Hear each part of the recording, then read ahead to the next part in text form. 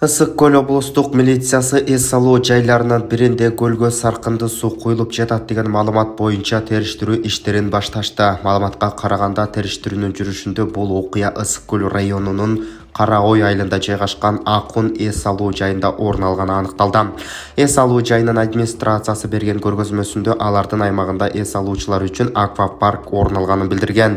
Аквапаркка суу көлдөн коюлуп, бир күндөн кийин кайра төгүлүп, циркуляция иретинде жүргүзүлөөрүн, ошондой эле эч бир химиялык заттар кошулбаарын белгилешти. Териштирүү иштерин толук жана ар тараптуу жүргүзүү максатында Ысык көл райондук ички иштер башкармалыгы тарабынан көлгө экологиялык зыян келтирилбегени же жокпу аныктоо үчүн тийиштүү мамлекеттик мекемелерге жолдомолор жиберилди деп айтылат маалыматта. Аталган мамлекеттик мекемелердин берген жыйынтыгы боюнча аталган фактыга Ысык көл райондук ички иштер бөлүмүнүн тергөө кызматы тарабынан юридикалык баа берилери кошумчаланды. Белгилеп кетсек, 29-июлда социалдык тармактарда эс алуу жайларынын биринде көлгө саркынды суу куюлуп жаткандыгы айтылган видео тараган. Кечээ 29-июлда Ысык көлдө эс алуучуларды сүйрөп жүргөн катер сууга оодарылып калды. Бул тууралуу облустук милициядан билдиришти. Маалыматка ылайык, милицияга пристан Пржевальск айылындагы көл жээгинде банан үйлөмө баллонун сүйрөп бара жаткан катер ала салып, көлгө чөгүп кеткени, баллондо отурган 5 эс алуучу көлдүн жээгине сүзүп чыгышканы тууралуу билдирүү келип түшкөн. Окуя болгон жерге дароо тергөө ыкчам тобу жөнөгөн. Саат 13:50 чамасында катердин ээси 37 жаштагы эс алуучуларды баллон менен көлдүн үстүнөн сейилдетип бара жатып, кайыгын чукул буруп жиберген. Натыйжада катер ала салып кеткен. Катердин ээсин жана 5 эс алуучуну суу транспортунун башка ээлери көлдүн жээгине алып келишкен. Жабыркагандар жок жана эс алуучулар арыз жазуудан баш тартышкан. Бардык эс алуучулар жана катердин айдоочусу куткаруучу жилет кийип жүрүшкөн деп айтылат маалыматта. Учурда суу катеринин ээси тарабынан суу аттракционун камсыз кылуу боюнча тийиштүү уруксат документтеринин бар жогун текшерүү улантылып жатканы кошумчаланды.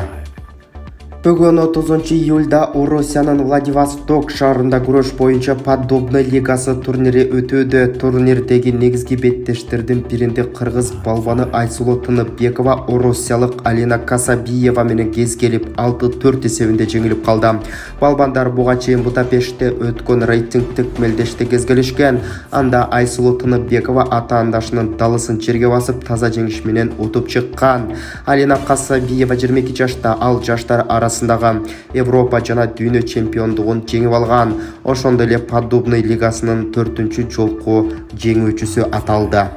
Кыргызстан менен Сауд өнүктүрүү фондунун ортосунда Кыргыз Республикасында турак жайды каржылоо долбоору боюнча кредиттик макулдашуу ратификацияланды. Тиешелүү мыйзамга өлкө башчысы Садыр Жапаров кол койгонун кечээ 29-июлда президенттин басма сөз кызматынан билдиришти.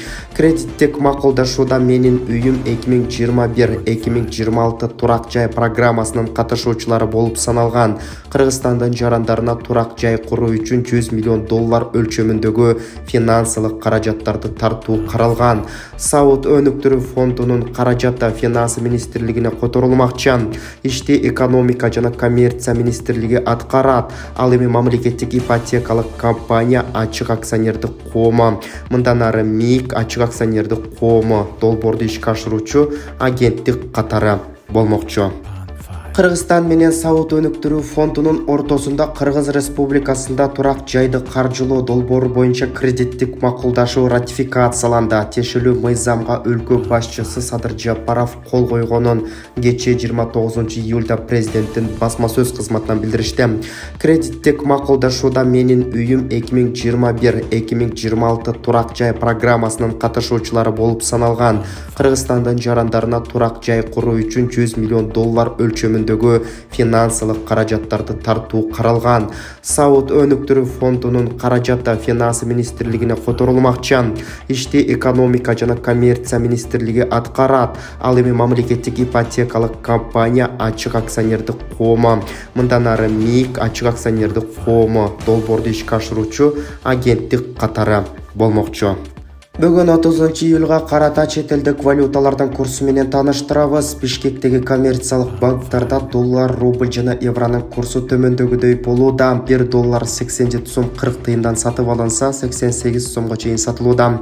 Рубльді сатып алуу 95 тыйындан болсо, сатуу 99 тыйынга чейин барууда. 1 евроны сатып алуу 96 сом 10 тыйындан болсо, 97 сом 10 тыйынга чейин сатылууда. Ал эми улуттук банкта 1 доллардын курсу 87 сом 64 тыйын деп көрсөтүлмөкчү.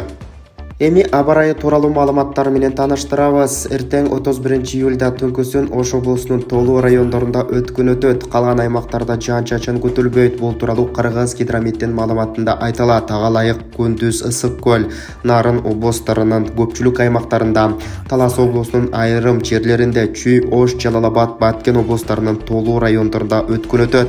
Батыштан соккон шамалдын ылдамдыгы секундасына 4-9 метрге чейин жетет. Абанын температурасы Чүй түнкүсүн +18 +23, күндүз +33-38, Талас жергесинде түнкүсүн +14-19, күндүз +29-34. Баткен, Ош, Жалал-Абад облустарында түнкүсүн +25, күндүз +34-39. Ысык көлдө түнкүсүн +12-17, күндүз +25-30. Нарын дубанында түнкүсүн +15, күндүз +30. Ал эми Бишкек шаарында жаан-чачын күтүлбөйт. Абанын температурасы түнкүсүн +23, күндүз 35-37 градус ысык болмокчу. Урматтуу мекендештер, сиз чек арага ишеничтүү барууну, жегерде чыкты жазап таза документ менен жүрүүнү кааласаңыз, анда ишеничтүү айдоочу Мухиддин кызматта. Ортомчусу стаканца чек арага өз алып кирип алып чыгат. Заманбап комфорт машинада жылуу жумшак барып келесиз. Ак кеме же Москвардан келдим десеңиз, бекер кара тизмеден текшерип документке жардам берет. 24 саат WhatsApp жана байланыш +8 926 213 0060 +8 965 402 93 Мухиддин.